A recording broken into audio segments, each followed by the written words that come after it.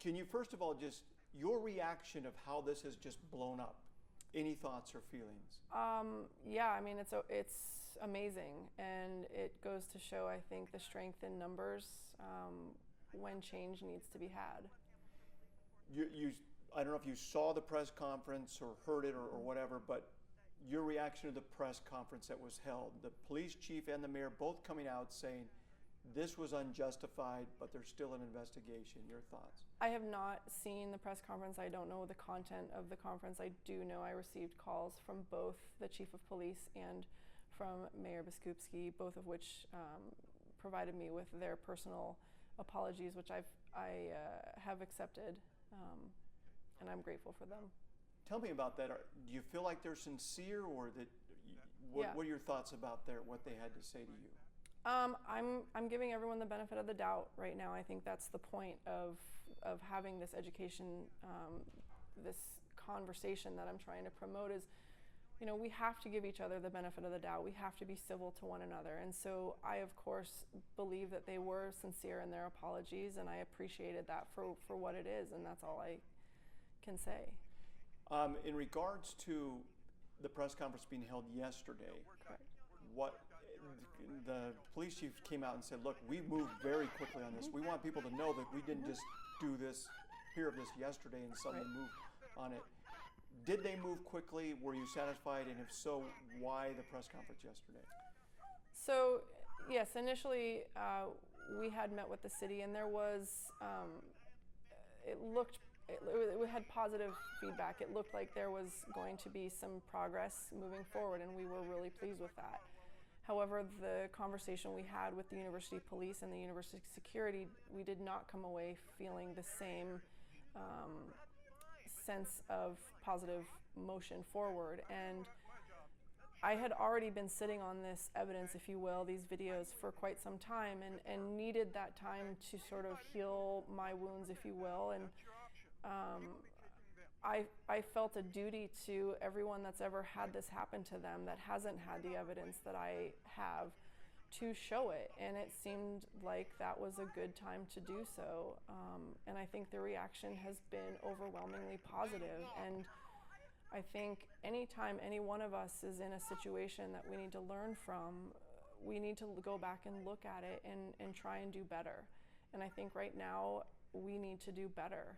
We need to communicate better with each other, and we need to be more respectful of each other, and that's sort of the education and the information I'm trying to be a part of. Did the police department move quickly enough on this, in your point of view? I think they recognized the situation. We are still moving forward. This by no means is even close to over. It's just getting started, if you will. But they did give us indication that they were moving forward. But you wanted this to go beyond? I really, initially I wanted to reach rural Utah. I wanted to reach the nurses and the police departments that are not necessarily part of this particular instance, just to get the education out there to my fellow cohort within this state. I did not anticipate it going as large as it has, but I am grateful that it has, because clearly this is an issue that is bigger than just me, and it needs to be discussed.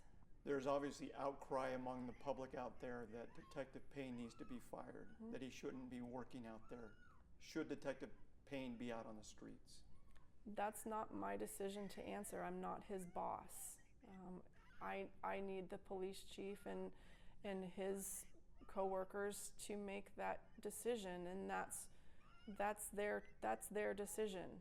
So you're going to support it either way? I don't know that I'll support it. I don't have a choice. I would like to see the right thing done.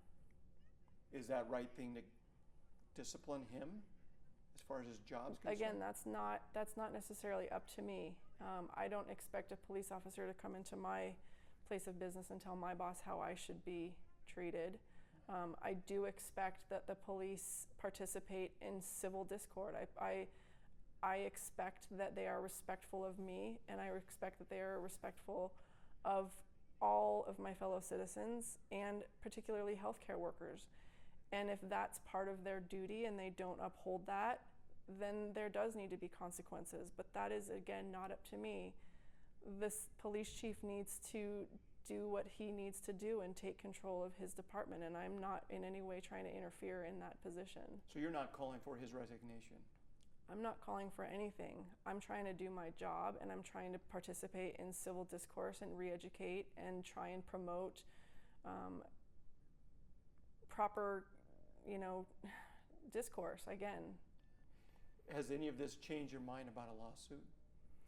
The lawsuit, again, has never been off the table. Nothing's off the table. Nothing's been decided on anything. Again, I wanted to give everyone in this instance the benefit of the doubt, which was not given to me in the instance, correct? So I'm trying to afford them what they actually did not afford me.